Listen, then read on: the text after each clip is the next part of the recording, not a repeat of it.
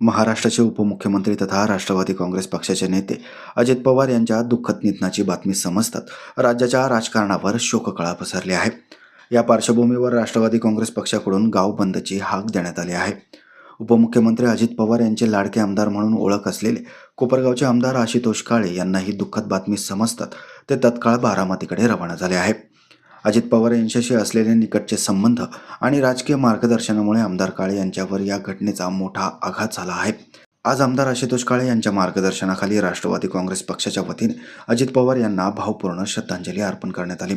यावेळी या दुःखद घटनेच्या निषेधार्थ व शोक व्यक्त करण्यासाठी गाव बंद ठेवण्याचा निर्णय घेण्यात आला आहे। दरम्यान या घटनेमुळे संपूर्ण महाराष्ट्रातील राजकीय वातावरण शोकमय झाले असून आज सर्व पक्षीय शोक सभेचे आयोजन करण्यात आले आहे। या शोकसभेत सर्व पक्षांनी सहभागी व्हावे असे आवाहन काका कोयटे यांनी केले आहे। बारामतीमध्ये ज्या काही प्रचार सभा आयोजित केल्या होत्या त्या प्रचार सभांना हजेरी लावण्यासाठी दादा मुंबईहून विमानानं बारामतीकडे निघाले आणि बारामतीजवळ पोहोचताच त्यांचं विमान लँड होतानाच त्यांचा भीषण असा अपघात झाला। या अपघातानं संपूर्ण महाराष्ट्र शोककळेमध्ये बुडून गेलेला आहे।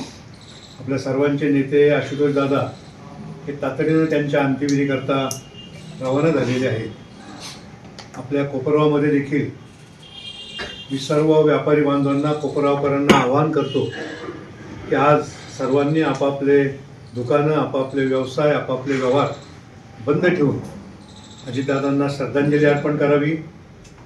अजितदादांची श्रद्धांजलीची सर्वपक्षीय सभा अंत्यविधीची वेळ ज्यावेळेस जाहीर होईल त्यावेळेस ती तातडीनं सगळ्यांना कळवण्यात येईल आणि आशुतोष दादांच्या मार्गदर्शनानं ती कुठे घ्यायची हे पण निश्चित केलं जाईल। त्याचे निरोप सर्वांना निश्चितपणे केले जातील आणि ही सर्व शोकसभा ही श्रद्धांजलीची सभा ही सर्वपक्षीय असेल।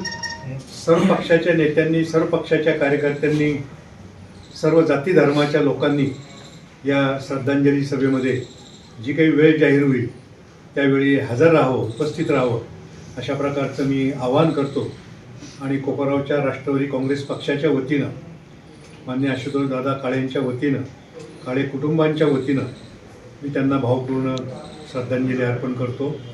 ओम शांती शांती। या दुःखद घटनेमुळे राष्ट्रवादी काँग्रेससह सर्व राजकीय पक्ष कार्यकर्ते व नागरिकांमध्ये तीव्र शोक व दुःख व्यक्त करण्यात येत आहे।